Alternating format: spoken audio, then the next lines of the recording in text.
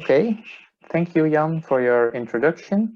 And I'd like to tell you something about urban scale subsurface modeling as we do in the Netherlands at the Geological Survey.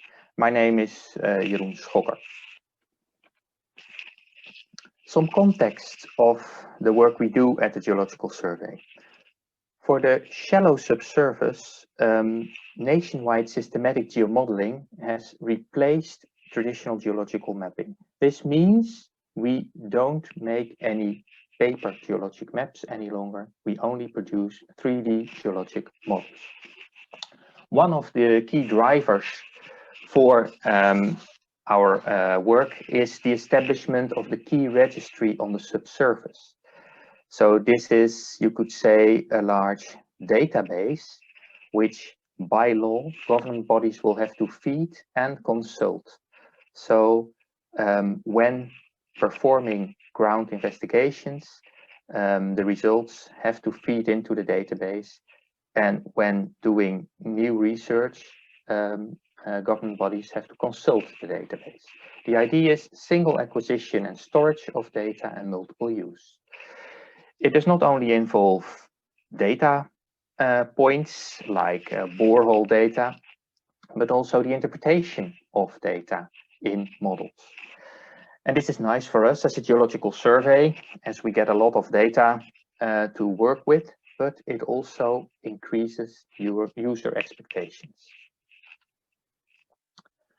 We basically produce two types of models, layer-based models and voxel models. And this, to the right-hand side, is an example of one of our voxel models, GeoTop. It covers the upper 30 to 50 meters of the subsurface in a resolution of 100 times 100 times 50, meters times 50 centimeters. So basically, these are pizza boxes. And these pizza boxes or voxels are contain information on the geological unit, on the lithology, and on uncertainties associated with that.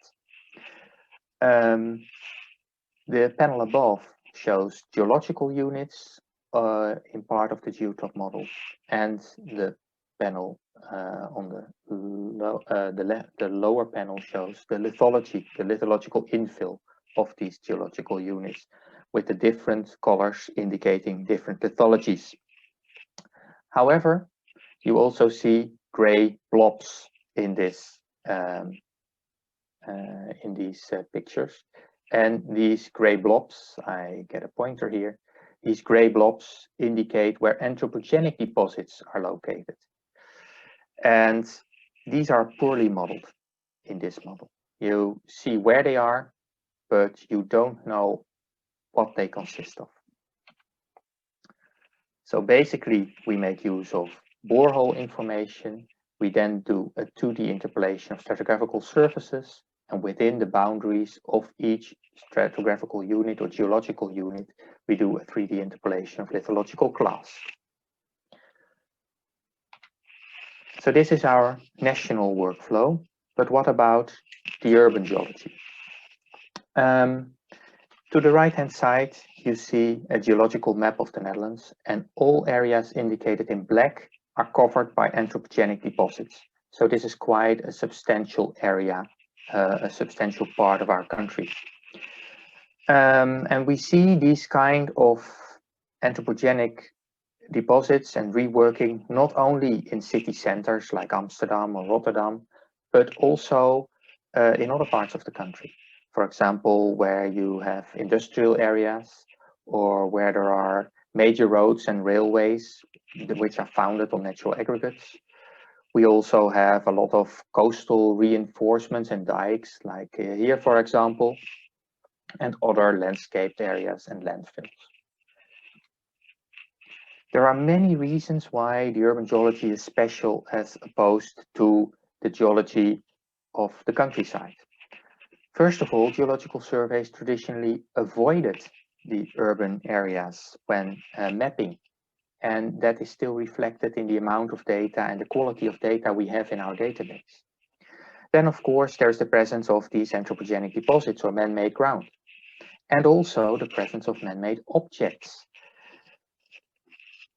An important aspect is that the subsurface of built-up areas changes rapidly over time.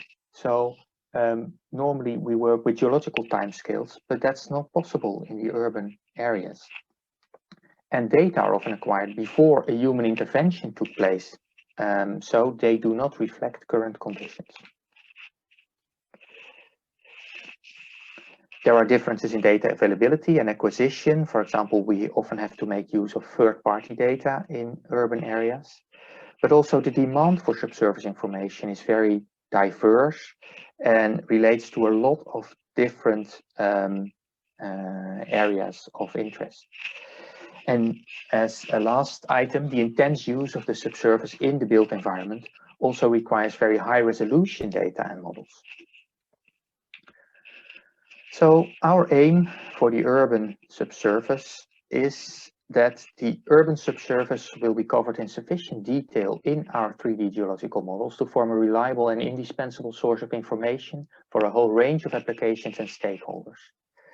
And for the shorter term, we focus on a few items. First of all, we try to incorporate additional data types in our 3D modeling workflows to arrive at that higher resolution.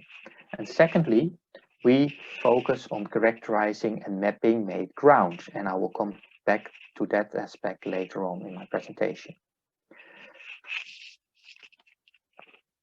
So in the remainder of my presentation, I will present some project results. First of all, a project with the city of Rotterdam. It has been established in connection with the COST Suburban program. And the aim was basically to increase the possibilities to apply 3D geological models in cities, especially in the urban spatial planning process. And we especially focused on incorporating additional information from the city council to improve model resolution. So we made a model of the city center. And this is the borehole information we had available in our own database, cone penetration test data, which was also of use here. But then there was also a database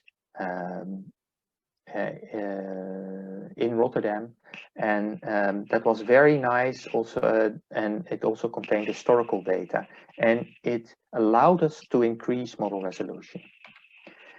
And here we see one of the results, geological cross-section. The different colors indicate different lithologies, different kinds of ground. And this is the original model. And here we have the detail we arrived at when incorporating the new data of the city of Rotterdam. So the resolution could be increased to 25 times 25 times 0.2 meters. So this means 40 times more voxels. It did not only provide more detail, but also give new insights. For example, when looking at this brown layer here, indicating peat, you can much better appreciate where it is continuous and where it is not. A second project we have been working on, and this is quite recent, is a project dealing with a river dike reinforcement. In connection with climate change, river dikes have to be reinforced, have to be made more robust. But there are several aspects that are of interest when thinking about the failure of a dike. For example, you can have piping underneath the dike, or you can have macro instability. And to be sure what the subsurface of the dike is before starting to reinforce, you need a good ground model. And one of these rivers, the river Lek, is built on complex Holocene geology. You see that here. Here we have the river dikes with, in yellow, sand. Beneath them, river sand, channel sand. But there's also a lot of peat in brown and clay in green in the subsurface. And the current model just does not do its job. So we needed higher resolution. And that was made possible by using, again, data that was not in our own hands. Here we have the stretch of dike, and to the right we have here the red stretch here. And here we see all the data points that we have available. Not only our own data, but also a lot of CPT data from the waterboard and a lot of hand core data, hand drillings performed by tens of years of student fieldwork in this area. So with this and with the incorporation of all the CPTs, we could create a very large number of data points. The CPTs were interpreted using an artificial neural network to translate the CPT data into an artificial borehole. And we did this by training the neural network with 231 borehole CPT pairs. This is one of the results. Lower left, the original model. Upper right, the Lek river dike model as it is now. And here you see the river dike in gray, built-up areas here. So this model now has the resolution that is needed by the waterboard.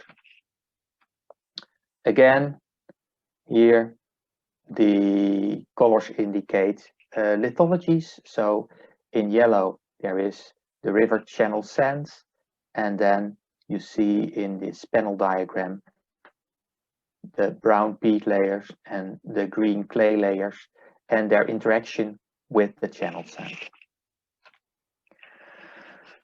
All this information has been gathered and combined with other 3D information, like on the presence of trees, the presence of houses, the presence of subsurface networks in one 3D digital twin. And this digital twin was created to inform stakeholders and the general public. And information can thus be given not only on what measures are necessary, but also on why these measures have to be taken at that exact location.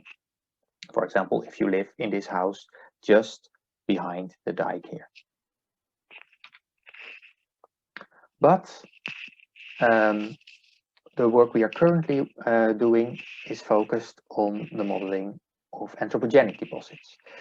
These form the link between the natural subsurface layers and the above ground world. Characteristics and properties of made ground may influence model outcomes, and they can also be used to bridge the scale and information gap that exists between the natural subsurface and the above ground world.